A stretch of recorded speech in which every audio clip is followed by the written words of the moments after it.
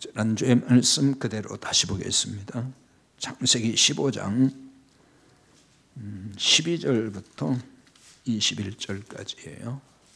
지난주 말씀 그대로 다시 보고 같이 상고하도록 하겠습니다. 창세기 15장 12절부터 21절 같이 봉독하겠습니다.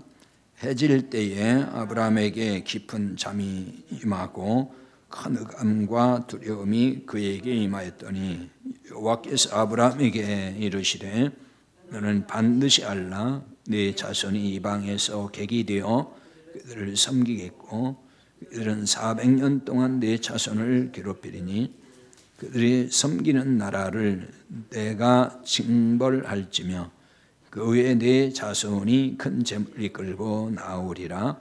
너는 장수하다가 평안히 조상에게로 돌아가 장사될 것이요 네 자손은 사다만에 이 땅으로 돌아오리니 이는 아모리 족속의 죄악이 아직 가득 차지 아니함이니라 하시더니 해가 져서 어두울 때에 연기 나는 화루가 보이며 타는 횃불이 쪼갠 고기 사이로 지나더라.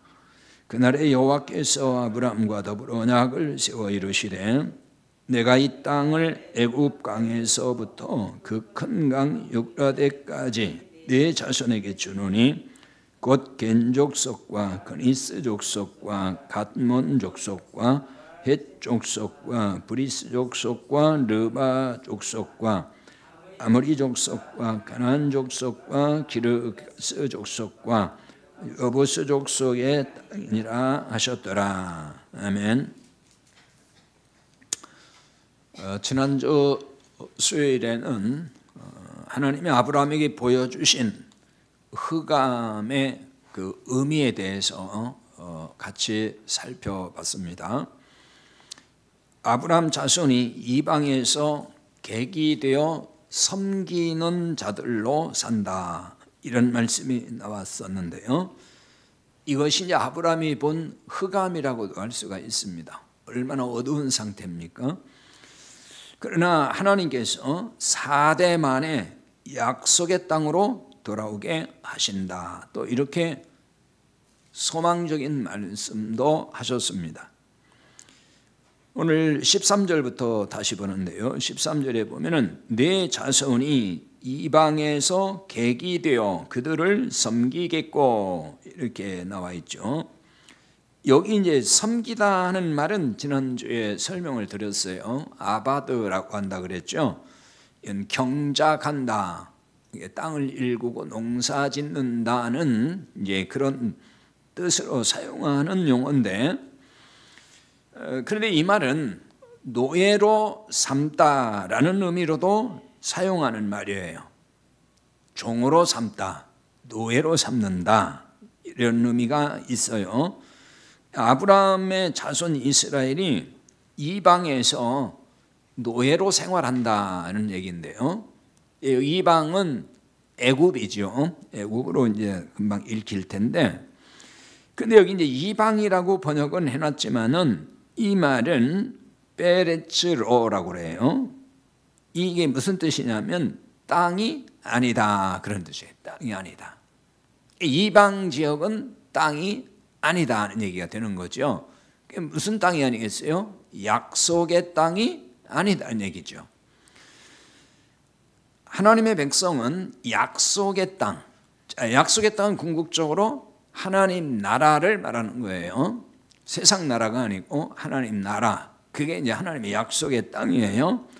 하나님 백성은 약속의 땅에서 살아야 되는 거죠. 근데 지금 아브라함의 육적 자손들이 이방에서, 즉 약속의 땅이 아닌 그곳에서 무슨 생활한다는 거죠? 노예로 생활한다, 이런 말씀이잖아요. 약속의 땅은 지금 말씀드렸듯이 이제 가나안이죠. 가나안은 하나님 나라를 상징적으로 말씀하는 거죠. 땅이 아니라는 말은 말씀드렸듯이 하나님 나라의 반대 개념이에요. 하나님 나라가 아닌 것이 땅이 아닌, 즉 약속의 땅이 아니라는 얘기죠. 하나님 나라의 반대 개념으로 심판을 받을 이 세상을 뜻하는 말이 되는 거예요. 땅이 아닌 곳, 땅이 아니에요. 즉 이 세상 땅을 말하는 겁니다. 다른 말로 이걸 바꿔 말하면은 율법 아래서 사는 이 세상, 그게 땅이 아닌 곳이에요. 이 세상을 그렇게 표현하는 겁니다. 약속의 땅이 아닌 곳은 그런 세상이죠. 자, 아브라함의 육적 자손이 애굽에서 노예로 생활한다고 하는 것은 무엇을 계시하는 것일까요? 하나님 나라가 아닌 이 세상에 속한 자들은 모두 다 노예로 산다, 그런 말이 되는 거예요. 그러니까 하나님 나라에 속하지 아니한 이 세상에 속한 사람들은 다 뭐라고요? 노예 상태라는 거예요. 전부 다 노예로 사는 거예요. 종노릇 하는 것입니다. 누구 종노릇 하겠어요? 사탄의 종노릇 하는 겁니다. 사탄의 노예가 돼서 산다, 그런 얘기입니다. 이것을 이제 다른 말로 죄의 종이라고도 하고 또 율법의 종이라고도 하는 거예요. 그게 사탄의 종이에요. 다 마찬가지예요. 이것은 하나님 나라가 아닌 이 세상에 속한 자들의 특징이에요. 그러니까 이 세상에 속하여, 하나님 나라에 속하지 않고 이 세상에 속하여 사는 사람들은 전부 다 사탄의 종이고, 바꿔 말하면 죄의 종이고 율법의 종이 되어 산다는 거죠. 그게 이 세상에 속한 사람들이 사는 특징이에요. 이들은 모두 다 죄의 종이고 율법의 종으로 살고 있는 겁니다. 자, 종이라는 것은 섬기는 자죠. 섬기는 자가 종이에요. 사탄의 종이니까 누구를 섬기는 거예요? 사탄을 섬기는 거죠. 그게 사탄의 종이에요. 구원받기 이전의 상태가 다 이런 거예요. 예수님을 모르고 복음을 모르고 예수님 밖에서는, 그게 하나님 나라에 속하지 않고 이 세상 나라에 속한 자를 말하는 거예요. 거기에 속한 사람들은 전부 다 사탄의 종, 사탄을 섬기는 자이라는 거죠. 구원받기 이전의 상태가 다 이런 거예요. 사탄은 섬김을 받는 존재예요.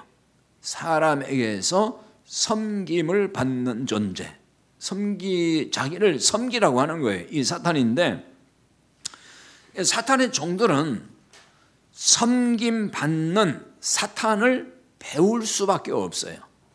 왜? 사탄의 속성이 섬기는 거니까, 섬김을 받는 거니까 그걸 보면서 나도 섬김을 받아야 되겠다, 이렇게 생각한다는 거죠. 그걸 배우게 된단 말이에요. 사탄에게서 섬김받는 것을 배웠기 때문에 사람에게 섬김받으려는 욕구가 강해요. 이게 이 세상에 속한, 즉 하나님 나라에 속하지 않고 이 세상에 속한, 사탄에게 속한 자들의 욕망이에요. 이게 다 섬김을 받으려고 해요. 전부 다. 왜? 사탄이 속성이 그런 거니까. 이 때문에 사탄이 지배하는 세상은 섬김을 받으려는 자들 뿐이다. 이게 이 세상이에요. 이 세상은 섬기려고 해요? 섬김을 받으려고 해요? 다 받으려고 해요. 그래서 돈도 가지려고 하고, 그래서 권력도 가지려고 하고 그런 거잖아요. 왜? 그래야 사람들이 나한테 굽신굽신하고 나를 섬겨주니까. 내가 돈이 없고 권력이 없으면은 남 앞에 가서 비굴하게 굴 때가 많잖아요. 굽신거리고. 그거 하기 싫은 거예요. 그래서 사람들이 전부 다 섬김을 받고 싶어서 돈 벌려고 악착같이 생활하고 또 권력을 주려고 또 그냥 빠등거리고 그런 거잖아요. 이게 세상이에요, 세상. 섬김을 받으려는 세상, 사탄이 지배하는 세상의 특징이죠. 심지어는 섬긴다는 자들도 실상은 교묘하게 섬김을 받으려고 한다는 거죠. 그런 사람들이 있잖아요. 자기는 이렇게 봉사하면서 섬기면서 산다. 근데 그런 사람들도 가만히 보면은 그 섬기는 걸 통해서 자기가 이제 섬김을 받고 싶어 하는 거예요. 그게 진정한 섬김이 아닌 거죠. 뭐냐면은 저분은 봉사도 많이 하고 남을 참 섬기는 사람이야. 이게 자꾸 또 받들어 준단 말이에요, 사람들이. 그게 그 섬김을 또 받는 거잖아요. 그 맛에, 그러니까 그것이 좋아서 한단 말이에요. 그러니까 그것도 뭐예요? 다 섬김을 받으려는 욕구가 속에 있는데 그거 숨겨놓고 하는 거잖아요, 그게. 세상에서 섬기는 사람들 다 그런 거예요. 그러니까 열심히 섬기고 봉사했는데 안 알아주면 어떻게 해요? 사람들이 삐져요. 그리고 싫어해요. 그게 뭐예요? 섬김을 반대로 또 받고 싶은데 안 해주는 거예요. 알아주지 않는다는 게, 그 낙심하는 게 그거잖아요. 나를 섬겨주지 않는 거예요. 사람들이 알아줘야 되는데 내가 이렇게 섬기는데 왜 이걸 안 알아주지? 이거 교회에서도 그런 거 아니에요. 열심히 섬기면은 좀 사람들이 알아주고 박수도 쳐주고 좀 목사도 알아주고 그러면 좋겠는데 알아주지 않아. 그러니까 시험 들어가지고 이제 안 할 거야. 그 의도가 뭐냐고. 그러니까 그 섬김이 의도가 진짜 섬기려고 한 거냐, 결국 내가 섬김 받고 싶어서 그 짓을 하는 거지 그게. 그러니까 그건 섬김이 아니라는 거예요. 사탄이 그걸 그렇게 원한다는, 사탄의 수법이 그런 거예요. 그러니까 사는 게 괴로운 거예요. 왜 괴로워요? 섬김을 받으려고 자꾸 하니까 괴로운 거지. 섬긴다고 하는 사람이 왜 괴롭냐고. 섬기는 사람이 괴로울 리가 없잖아요. 기뻐서 섬기면은. 근데 내가 말은 섬긴다고 하면서 다른 사람이 다 섬겨주기를 바라는데 안 섬겨줘. 그러니까 괴롭지. 그때부터 마음이 불편하고. 기쁨이 없는 거예요. 그래서 말은 뭐 나 예수님 믿고 나는 섬기고 뭐 교회에서 뭐 어쩌고 저쩌고 하지만은 기쁨이 하나도 없어요. 그냥 평안도 없어요. 늘 마음이 불편해. 그거 뭐예요? 섬김을 받고 싶은데 섬겨주지 않으니까 사람들이. 그거잖아요. 13절에 보면은 그들은 400년 동안 내 자손을 괴롭히리니 그랬어요. 여기 괴롭히다, 이 말은 지난주 설명했던 단어인데 아나라고 그러죠. 천하게 한다 혹은 압제한다, 바쁘다, 이런 뜻이 있다고 지난주 설명을 드렸어요. 근데 지난 주일에는 이제 바쁘다는 의미를 중심으로 해서 좀 살펴봤어요. 이 바쁘다는 의미로 보면은 뭐가 많다는 거겠어요? 일이 많다. 일이 많을 때 바쁘잖아요. 일이 없는데도 바쁜 사람이 있어요? 하기사 어떤 사람은 나 할 일도 없으면서 바쁘다고 그런 사람도 있기는 하대요. 그건 좀 뭔가 이상한 사람이 아니에요. 할 일도 없는데 바쁘대. 그럼 뭔가 이상한 사람이지 그거는. 일이 많으면은 바빠요, 사람이. 그 일을 해야 되니까. 많은 일을 하다 보면은 이것이 고통이고 괴로움이 된다고요. 일이 많으면은 그게 괴로움이 돼. 나중에 힘들잖아요. 아휴, 내 일에 치워서 죽겠어. 아주 힘들어 죽겠어. 이러잖아요. 벌써 이제 괴로워하는 거예요. 왜 그러냐면은 일이 너무 많다 보면 뭐가 없냐? 안식이 없거든요. 쉬어야 되는데 몸도 쉬고 마음도 쉬고 뭐 좀 그래야 되는데 일에 치워가지고 그냥 쉼이 없어요. 그러니까 마음이 힘들고 불편하고 괴롭고 그런 거란 말이에요.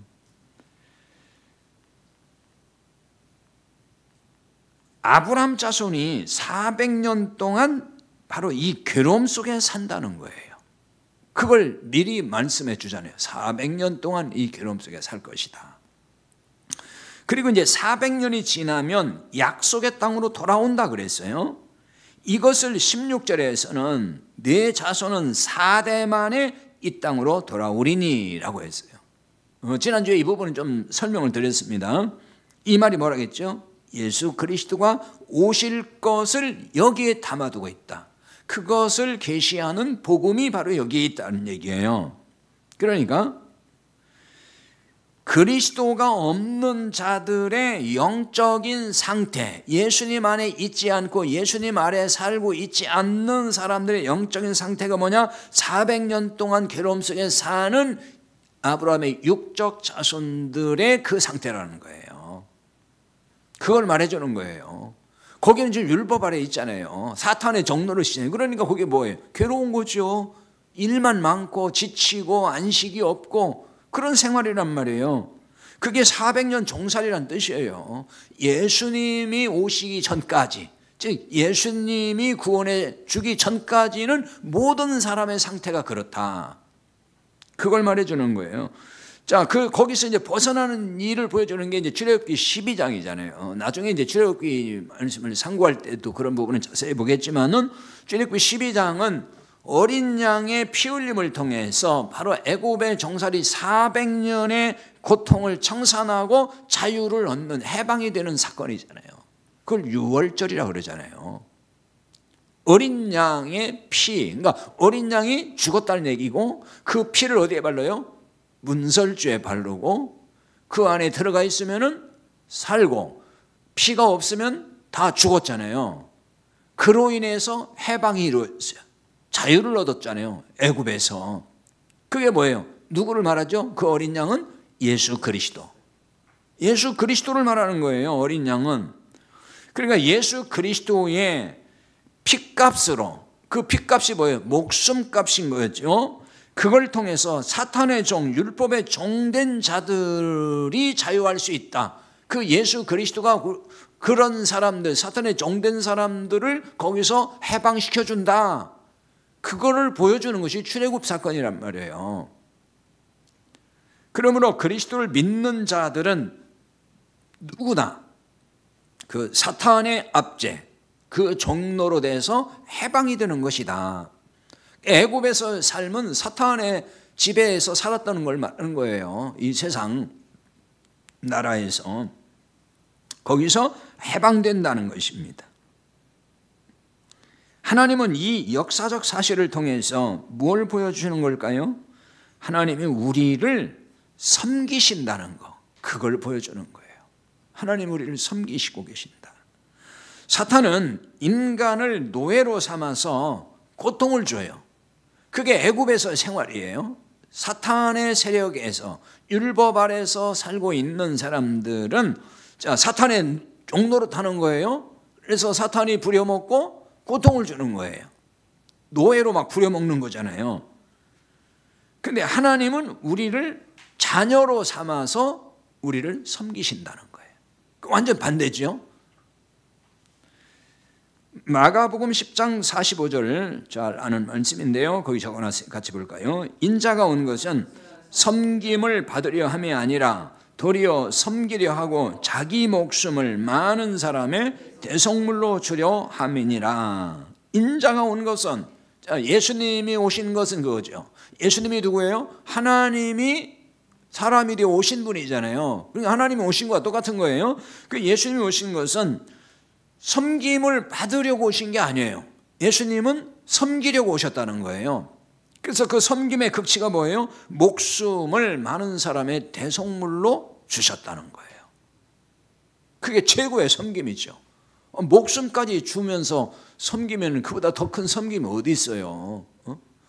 보통 뭐 자기 재산 좀 나눠주고 그것도 굉장히 위대한 섬김이라고 그러잖아요.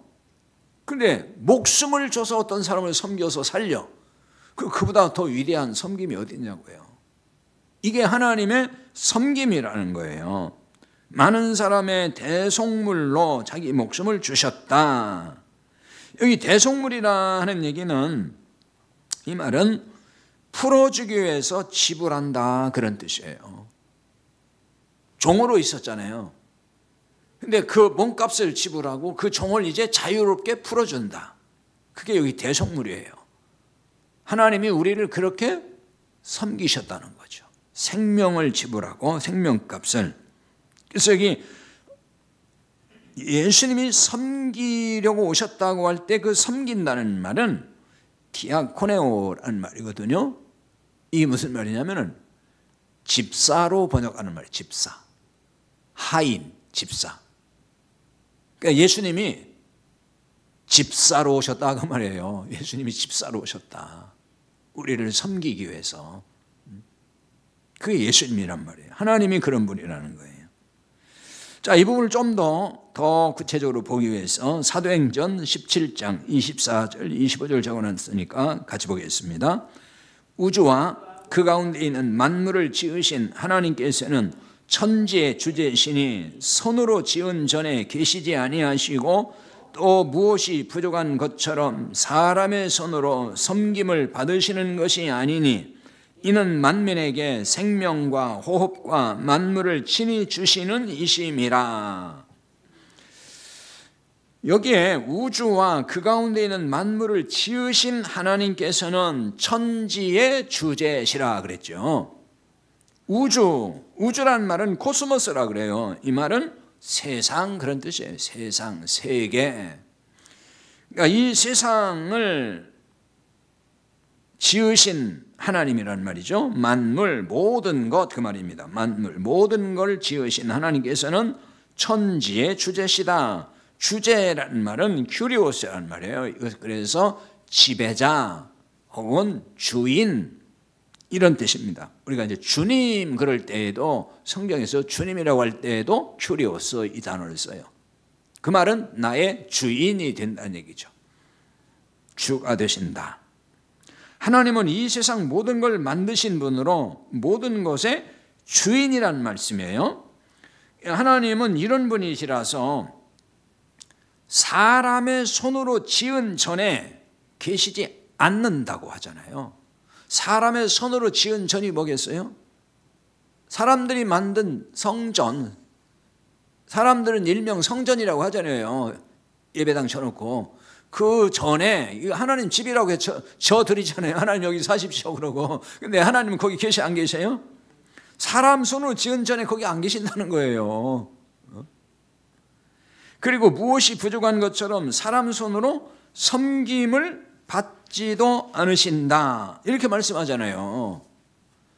사람의 손으로 섬김을 받으시는 것이 아니니, 여기 섬기다는 말은 아까 예수님이 섬긴다는 말과 조금 다른 단어예요. 여기 섬긴다는 말은 테라피오라고 합니다.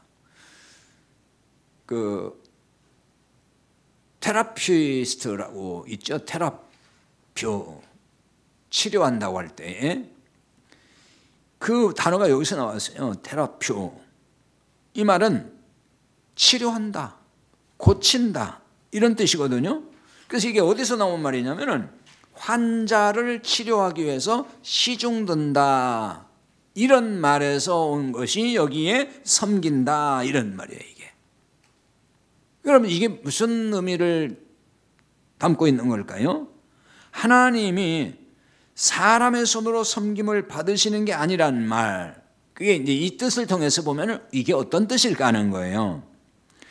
하나님을 섬기는 일은 마치 뭐와 같은 거냐? 하나님을 환자 취급하는 것이 된다 그 얘기예요. 하나님은 사람 손으로 섬김받지 않는다 그랬잖아요. 그럼 여기 섬긴다는 게 뭐라고요? 환자를 치료하기 위해서 시중든다 그 말이니까, 하나님을 내가 사람의 손으로 섬긴다는 말은, 섬긴다라고 표현하면 이제 그 무슨 얘기가 되는 거예요? 하나님이 불편하신 분이 돼서 환자가 되셔가지고 아이고 하나님이 많이 아프시대요, 하나님 많이 힘들게 우리가 가서 돌봐드려야지, 시중드려야지 이런 말이란 말이에요. 이게 그냥 사람 손으로 섬김을 받는 게 아니란 말은 이 뜻이란 말이에요. 섬김을 만약에 받는다, 내가 하나님을 섬긴다고 말하면은 하나님을 뭘로 취급한다고요? 환자 취급하는 것이 된다는 거예요. 하나님이 뭐가 부족하신 게 있어서 인간의 섬김을 받겠느냐 그 말이에요. 부족한 것처럼 그랬잖아요. 부족한 것처럼. 이 말은 뭐냐? 요구한다, 크게 원한다 그 말이에요. 하나님은 뭐가 부족한 것처럼 뭘 우리에게 요구한다는 거예요? 안 한다는 거예요? 안 한다 그 말이에요. 뭘 크게 요구하는 게 없다는 거예요. 하나님 우리에게 야 돈 가져, 돈 받쳐, 뭐 받쳐 이렇게 안 한다는 거예요. 근데 자꾸 하나님 뭘 원한다고 얘기하죠. 하나님이 뭘 바치면 기뻐한다고, 돈 많이 바치면 기뻐한다고 그렇게 얘기하잖아요. 교회에서 그런 게 없어요.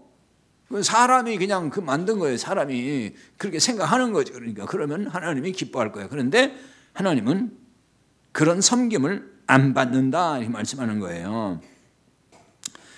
또 인간은 하나님의 집을 지어 드리는 걸 최고의 섬김이라고 생각을 해요. 하나님의 집이라고 해서 아까 말씀드린 대로 성전이라고 그러면서 집을 짓잖아요. 아주 화려하게, 그것도 화려하고 웅장하게 잘 지어서 하나님께 뭐래요? 봉헌 바친다 그러잖아요. 헌당한다 그러잖아요. 그걸 하나님께 지금 드린다는 거예요. 하나님의 집으로. 아니, 하나님이 집이 없어서 그걸 하나님께 드리는 거예요. 그런 거 하나님은 지금 원하지 않는다는 거잖아요. 그런 데서 나는 안 살아, 그 얘기잖아요. 내가 지은 집에서 내가 왜 거기 갇혀 살아야 돼? 그런 얘기예요. 그러니까 하나님이 무슨 성전에만 자꾸 계신다고 생각해가지고 기도도 성전에 와서 기도해 응답한다고 생각하잖아요. 하나님이 여기 갇혀 계신 게 아니에요. 그거 다 잘못 가르치는 거예요. 물질로 섬긴다면서, 하나님을 물질로 섬긴다면서 정기적으로 막 헌금이라는 걸 바치잖아요. 그걸 하나님을 내가 섬기는 방법으로 생각해요. 방편으로.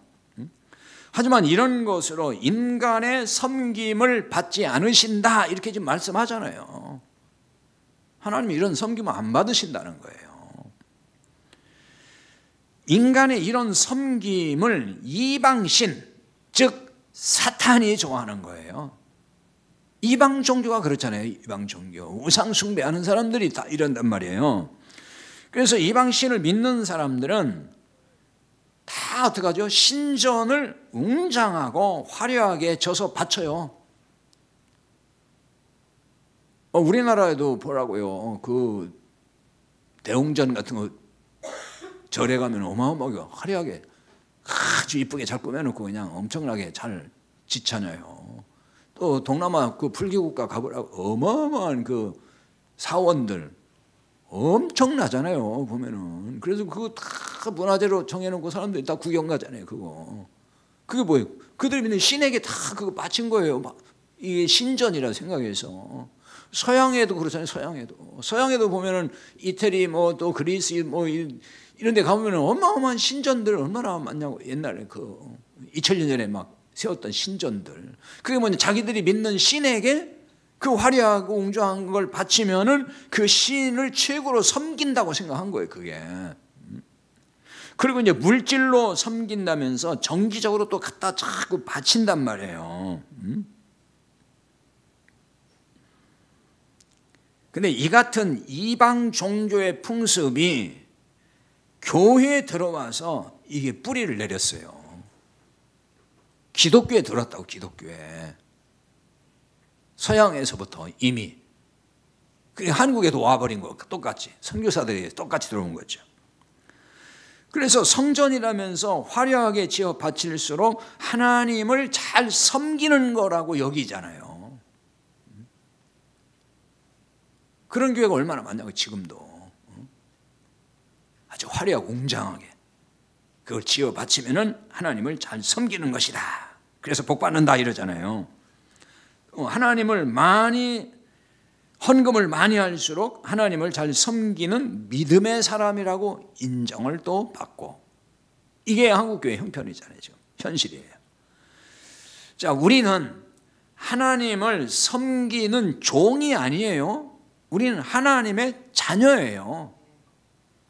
로마서 8장 15절 적어놨죠. 같이 봅시다. 너희는 다시 무서워하는 종의 영을 받지 아니하고 양자의 영을 받았으므로 우리가 아빠 아버지라고 부르짖느니라. 우리는 다시 무서워하는 종의 영을 받지 아니했어요. 양자의 영을 받았어요. 양자가 뭔지 아시죠? 하나님의 자녀로 하나님이 삼아 주셨다는 거예요. 원래는 아닌데, 우리가 원래 하나님 자녀 아니잖아요. 마귀 자식이잖아요. 근데 구원하셔서 이제 너를 내 자식이라고 호적에 올리겠다, 그 말이에요. 쉽게 말해서 그게 양자의 영, 그 말이에요. 양자의 영을 받았다. 그래서 이제 뭐라고 부르래요? 하나님을 아빠 아버지라고 부르짖게 됐다. 그래서 하나님, 여호와 하나님 이렇게 자꾸 하는 건 좋지 않아요. 그냥 아버지, 아버지니까 아버지 이렇게 기도하는 거예요. 아버지라고. 여호와여 이런 말 하면 안 돼요. 그건 하나님 이름이니까. 자기 아버지한테 아버지 부를 때 아버지 이렇게 하지, 아버지 이름을 강하게 부르는 사람 어디 있어요? 제 아들이 와가지고 저한테 와서 아버지, 아빠 뭐 이러면 좋은 거지, 오세준 씨, 뭐 오세준님, 뭐 이렇게 하면 되냐고. 근데 자꾸 기도하면서 여호와여 막 이런 사람이 있다니까요. 그거는 얼마나 불경한 거예요. 하나님 이름을 막 불러대는 거. 그냥 아버지 그러면 돼요. 아버지. 근데 종은 아버지라고 할 수 있어요? 종은 아버지라고 못해요. 종이요 그냥. 자식이니까 아버지라고 하는 거예요. 자, 그런데 이런 말씀이 있어요. 또 하나님의 종이라고도 하지 않느냐 이런 말씀 하잖아요. 우리가. 그죠? 우리는 하나님의 종이 됐다. 주의 종이다 또 그러잖아요. 로마서 6장 22절에도 그렇게 나와 있는데 하나님의 종이라는 표현이 있어요. 읽어볼 것 같이. 그러나 이제는 너희가 죄로부터 해방되고 하나님께 종이 되어 거룩함에 이르는 열매를 맺었으니 그 마지막은 영생이라.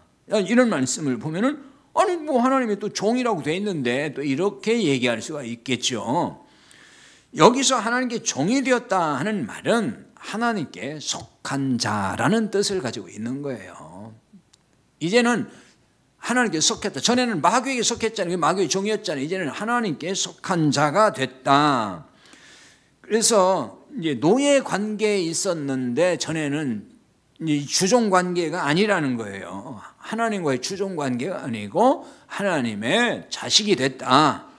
그런 얘기예요. 그리고 이제 종이라는 표현을 쓸 때는 사역이라는 관점, 그러니까 우리가 어떤 일을 해야 된다는 관점에서 쓰는 표현이지 이게 무슨 노예적, 그러니까 주종 관계에서 하나님과 우리와의 어떤 하나님은 주인이고 우리는 그냥 노예, 종이다 이런 관계에서 쓰는 말이 아니란 말이에요. 우리는 하나님과의 관계는 주종 관계가 아니라 부모 자식 관계, 아버지 자식, 아버지와 자식의 관계라는 것입니다. 하나님은 우리를 노예로 부려먹기 위해서 구원하신 것이 아니라 그 말이에요. 하나님이 우리를 구원하신 이유는 하나님이 우리를 섬기시기 위해서다. 우리는 하나님의 섬김으로 사는 존재예요. 이걸 다른 말로 늘 우리 쓰는 말로 은혜로 산다 이렇게 말하는 거예요. 그래서 은혜인 거예요. 하나님이 나를 섬겨주니까 뭐 잘난 것도 없고 그냥 뭐 잘한 것도 없는데 하나님이 섬겨주니까 그게 은혜잖아요. 부모가 자식을 낳는 이유가 뭐겠어요? 자식 낳고 내가 종 하나 더 생겼다 좋다 이제 부려먹을 종 만들기 위해서 자식 낳는 거예요?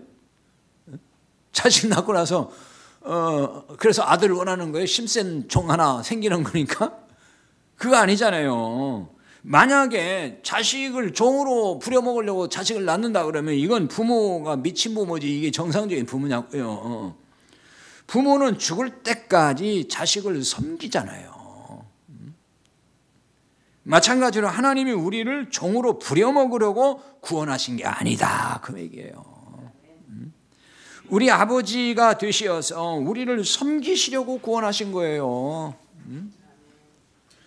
우리를 섬겨주시는 하나님의 이 은혜를 깨달아야 돼요. 그러니까 이 은혜를 깨닫지 못하면은 하나님을 이방신으로 전락시킨다고요. 이방인들이 섬기는 우상으로 전락시킨단 말이에요. 그리고 이방신을 섬기듯이 하나님을 섬기면서 늘 복달라고 하나님께 매달리는 거예요. 그런 하나님 아니잖아요. 그런데 그런 하나님으로 섬겨. 그 이방신 섬기는 거라니까요. 말만 하나님 섬기는 거지 하나님이 뭘로 대됐어요? 우상으로 대체된 거예요. 똑같은 거예요. 말만 하나님 하나님 예수님 그러지 그분이 그냥 우상으로 대체가 돼가지고 섬기고 있다니까요. 내가 잘 섬기면 복 준다고 생각하는 거예요. 그게 뭐예요? 이방 종교에서 가르치는 거잖아요. 그건 성경에서 말하는 복음이 아니에요. 진리가 아니라고요. 이런 말씀을 잘 알아들어야 돼요. 이런 거 못 알아듣고 나는 열심히 하나님을 섬긴다고 그래야 복 받는다고 또 이렇게 가르치고 그걸 믿고 있으니 그게 무슨 복음을 아는 거냐고요. 그건 이방 종교에서 가르치는 거라고. 자, 이런 사람은 자유함도 없고 평안함도 없어요. 항상 내가 하나님을 잘 섬겨야 되는데 아이고 내가 하나님 못 섬겼나? 그래서 내가 아픈가? 그래서 내가 뭐 잘 안 되나? 날마다 이런다니까요. 그러니 얼마나 마음이 불안하고 늘 마음이 힘드냐고요. 그러면 하나님이 우리를 섬기신다는 걸 무엇으로 알 수가 있을까요? 자, 18절입니다. 같이 보겠어요. 그날에 여호와께서 아브라함과 더불어 언약을 세워 이르시되 내가 이 땅을 애굽 강에서부터 그 큰 강 유브라데까지 네 자손에게 주노니, 이렇게 말씀해요. 주노니 그랬어요. 주노니. 이건 나타티라고 하는 말인데 이게 완료형으로 되어 있어요. 완료형이라는 말은 끝났다, 이미 다 끝났다, 이미 그래서 주었다 그 말이에요. 앞으로 준다는 게 아니에요. 주었다는 거예요. 이미 다 끝났다는 거예요. 근데 이 땅을 당시 시점으로 보면은 주신 게 아니에요. 아브라함이 받은 것도 아니고 뭐 아직 그 자손들은 나오지도 않았는데, 근데 주었다고 이미 완료형으로 썼어요. 이미 하나님 주셨다. 이게 무슨 말이에요? 이게 하나님의 언약이라서 그런 거예요. 하나님의 언약은 이미 주신 것과 같다 그 얘기예요. 왜 그러죠? 하나님은 변함이 없어요. 변덕을 안 부려요. 사람은 변덕 얼마나 잘 부리는지 몰라. 준다고 했다가 그 다음에 안 줘. 없다고 안 줘. 한다고 했다 또 안 해. 왔다 갔다 그러잖아요. 사람들은 조석변계라 그러잖아요. 근데 하나님은 절대로 변함이 없어요. 한번 언약하신 건 끝까지 지키셔요. 그러니까 주셨다 하면은 그냥 주신 거예요. 그거는 이제 주신 거란 말이에요. 약속의 땅을 네 자손에게 이미 주셨다, 이렇게 지금 말씀한단 말이에요. 하나님이 약속하셨기에 아브라함의 자손이 아무것도 한 일이 없어도 주셨다는 얘기가 되는 거잖아요. 아무것도 한 일이 없잖아요. 태어나지도 않았으니까. 하나님의 말씀대로 완벽하게 살면 내가 앞으로 준다 그 얘기가 아니에요. 그 전에 이미 그냥 주셨어. 하나님을 잘 섬기는지 보고서 하나님을 잘 섬기면은 준다 이런 얘기가 아니란 말이에요. 광야의 이스라엘을 한번 보세요. 출애굽하고 광야에 나온 이스라엘이 그 엄청난 하나님의 은혜 체험을 했잖아요. 그런데도 무슨 그들이 하나님을 뭐 높이고 하나님 막 섬기고 막 그럽니까? 그렇지 않잖아요. 그런데도 불구하고 하나님 배반하고 반역을 도모하고 온갖 죄를 짓는단 말이에요. 그런데도 하나님은 이 백성 버렸어요? 안 버렸어요? 안 버려요. 돌보셨어요. 이런 걸 하나님의 섬김이라고 하는 거예요. 하나님은 구체적으로 우리를 그럼 어떻게 섬기실까요?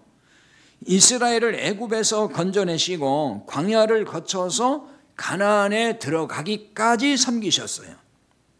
광야에서 살아갈 수 있도록 필요한 것 다 제공해 주셨죠. 이제 그 중에 중요한 걸 하나 든다면은 만나와 생수를 주신 거죠. 그거 다 섬겨주신 거예요. 이것은 뭘 말하는 거죠? 진리의 말씀을 주심으로 섬기시는 하나님을 보여주는 겁니다. 구체적으로 말하면 진리로 오신 예수 그리스도. 예수님은 진리로 오셨잖아요. 생수로 오셨잖아요. 그분을 통해서 섬기신 거예요. 자, 이 부분을 좀 더 살펴보기 위해서 고린도전서 10장 3절과 4절 적어놨어요. 같이 보겠습니다. 다 같은 신령한 음식을 먹으며 다 같은 신령한 음료를 마셨으니 이는 그들을 따르는 신령한 반석으로부터 마셨음에 그 반석은 곧 그리스도라. 지금 그 광야의 이야기를 잠깐 했는데 그 말씀을 하는 거예요. 지금 고린도전서 10장 3절 4절은 이스라엘의 광야에 있을 때를 사도 바울이 해석을 해주는 거예요. 영적으로 복음으로 해석한 거예요. 그래서 그 광야에서 어떤 만나가 뭐라는 거죠? 신령한 음식을 먹었다. 신령한 떡, 그런 얘기예요. 그 다음에 신령한 음료를 마셨다. 반석에서 생수를 주셨잖아요. 그건 신령한 음료였다는 거예요. 생수, 예수님이 주시는 생수. 이는 그들을 따른 신령한 반석으로부터 마셨으며 그 반석은 곧 그리스도라. 그러니까 예수님이 주시는 진리의 말씀, 진리의 생수, 그 얘기하는 거죠. 그걸 예수님이 구체적으로 요한복음 6장 49절 50절, 거기 49절만 적었는데 50절까지 거기 적어놨어요. 같이 보겠습니다. 너희 조상들은 광야에서 만나를 먹었어도 죽었거니와 이는 하늘에서 내려오는 떡이니 사람으로 하여금 먹고 죽지 아니하게 하는 것이니라. 지금 같은 얘기예요. 너희 조상들은 광야에서 만나를 먹었어도 죽었거니와, 광야에서 만나를 먹었는데 죽었어요. 이는, 여기 이는이라는 말은 이것은 그 말이에요. 이것. 그러니까 만나는 그 얘기. 만나가 뭐냐? 하늘에서 내려오는 떡이다. 하늘에서 내려오는 떡이다는 거예요. 근데 사람으로 하여금 먹고 죽지 아니하게 하는 떡이었다, 이게. 그 얘기를 하는 거예요.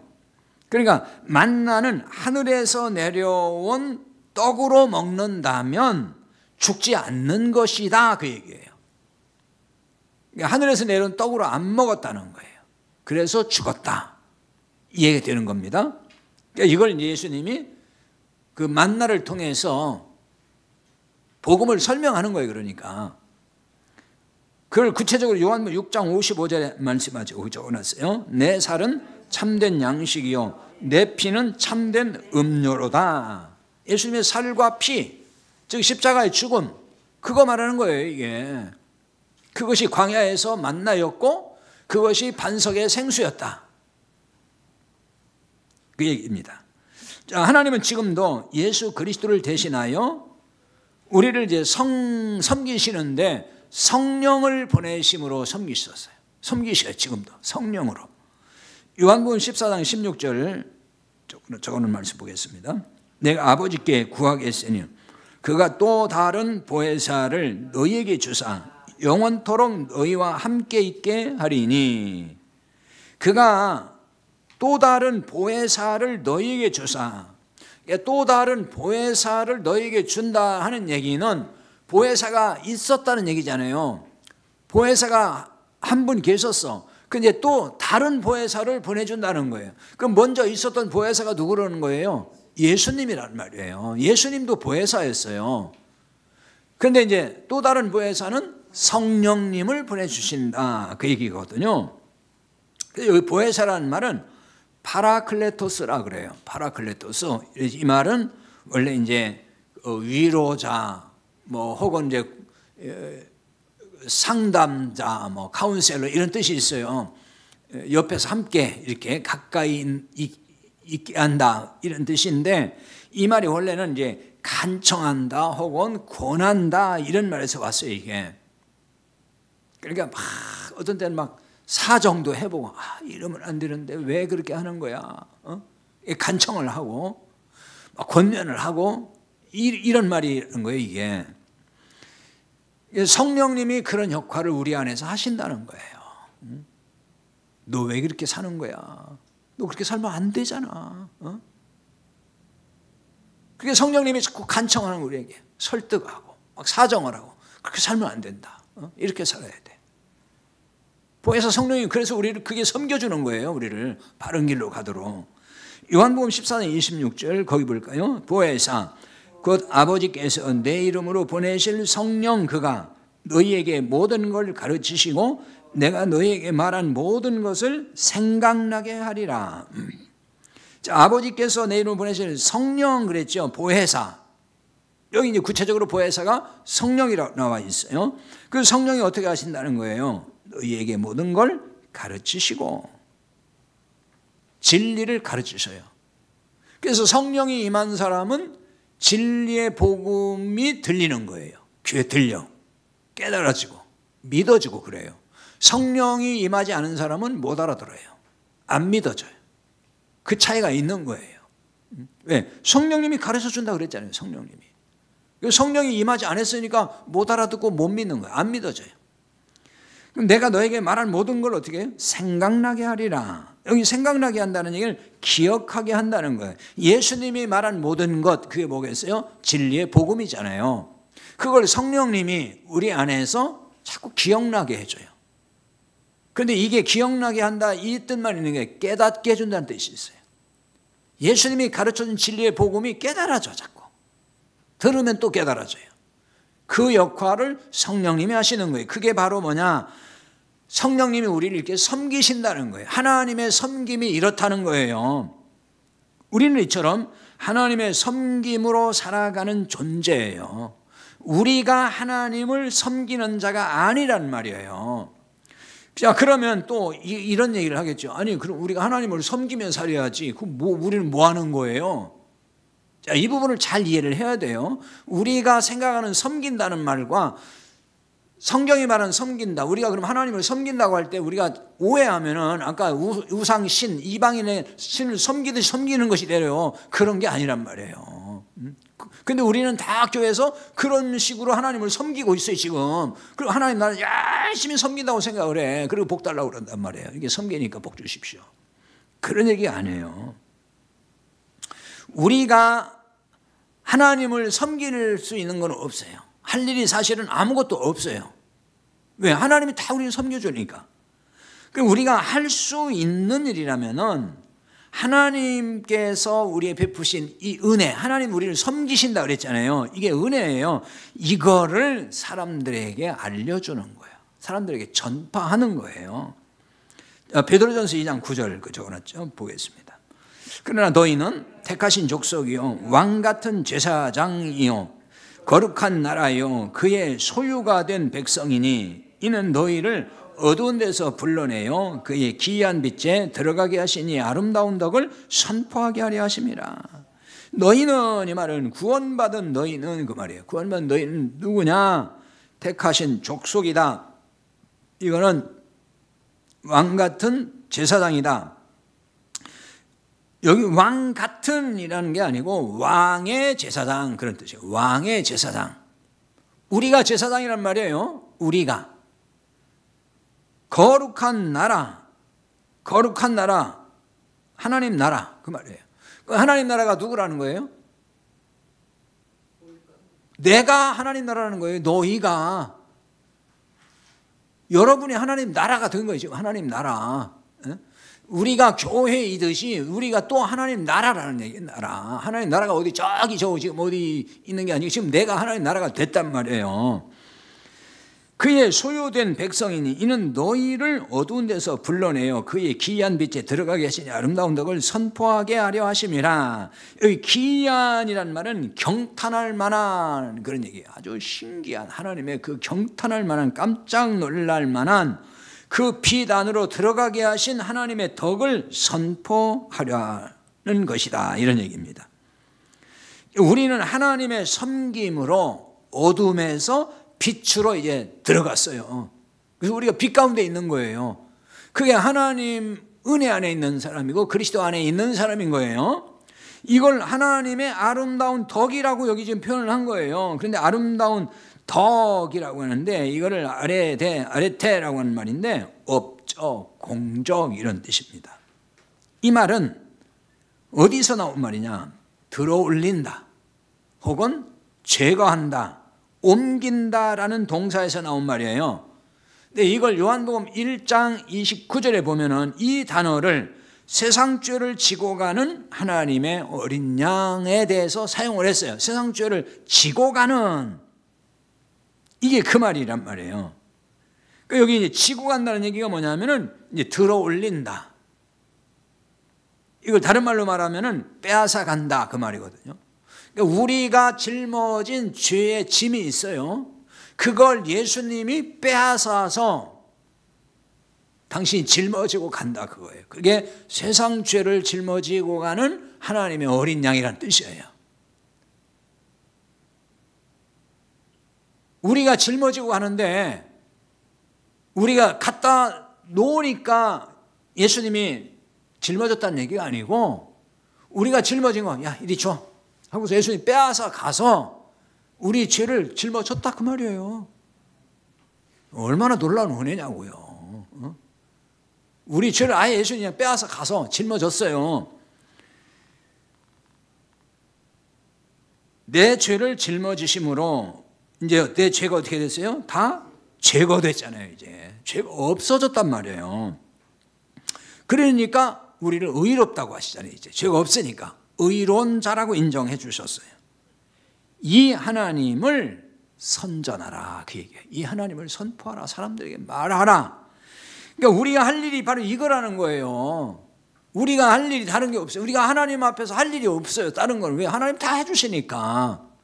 우리가 뭘 하겠어요? 이 일이 굳이 섬긴다는 표현을 쓴다면 이 일이 하나님을 섬기는 일이라고 할 수 있단 말이에요. 그러니까 우리가 물질을 바쳐 섬긴다고 해서 하나님께 무슨 도움이 있겠어요? 뭐 하나님이 가난해요? 뭐 하나님 뭐 돈이 없어요? 물질로 막 섬긴다? 말이 안 되는 거예요. 우리가 무슨 물질로 하나님을 섬겨요? 물론 또 이렇게 얘기하면 돈 한 푼 안 내는 사람이 생길 수가 있는데 그 얘기 아니에요. 이런 얘기하면 또 못 알아듣고 돈 한 푼 안 내. 이제 하나님의 은혜, 덕이라고 했지. 이게 그것을 내가 선전하는 일에는 돈을 쓰지 말라는 게 아니에요. 그 돈을 써야 되지. 이제 내가 지금 관리하고 있는, 청지를 관리하는 그 돈을 가지고 하나님의 은혜를 알리는 데 쓰는 거예요. 그걸로 내가 하나님을 섬긴다고 생각하면 안 돼요. 그거는 우상 숭배하듯이. 그게 아니고 하나님의 이 은혜, 내가 받은 이 은혜를 사람들에게 알리기 위해서 거기에 필요한 돈을 써야 되는 거예요. 그게 연보예요, 연보.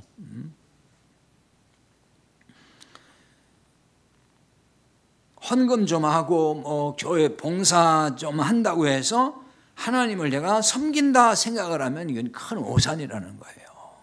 그런 섬김은 없어요. 그건 우상 신에게는 하는 거예요. 우리는 하나님을 섬길 수 있는 자가 아니에요. 아니, 섬길 능력이 우리에게 없어요. 예를 들면은 애를 낳았어요. 아기가 부모를 섬길 수 있어요?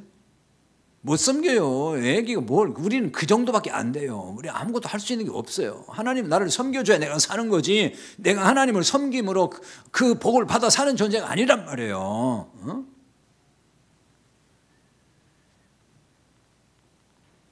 이걸 깨닫게 되면은 행복한 사람이 되는 거예요. 왜 행복하지 않느냐? 내가 하나님을 잘 섬겨야만이 하나님이 내게 은혜 주고 내게 복을 준다고 생각하니까 이게 힘든 거예요. 그렇잖아요. 하나님을 잘 섬겨야 되겠는데 내가 아무리 잘 섬겨도 뭐가 안 되는 것 같고, 그럼 뭘 어떻게 잘 섬길 수 있냐고요. 그러니까 늘 마음이 흡족하지 않고, 그래서 뭐가 좀 안 되면 하나님 내가 잘 못 섬겨서 내가 이런 일이 생기나 뭐 이렇게 생각하니까, 그러니까 사는 게 괴로운 거지 항상. 그게 아니에요. 하나님의 섬김을 받고 내가 살고 있어요. 그러니까 이 사실을 사람들에게 말하고 싶지 않느냐는 거예요. 이걸 알려야 된다는 거예요. 이걸. 그게 복음이잖아요. 내가 잘한 것도 없고 내가 하나님 앞에 뭐 공로도 없어. 근데 하나님이 나를 이렇게 섬겨주심으로 내가 이만큼 살고 있고, 그거 사람들한테 얘기해 주는 거예요. 나는 하나님의 섬김을 받으며 나는 내 인생이 이렇게 행복하다, 이거 얘기해 주는 거예요. 그게 바로 우리가 할 일이지 다른 건 할 일 없어요. 오늘 여기까지 하고 마치겠습니다. 405장 찬송하고 마치겠습니다.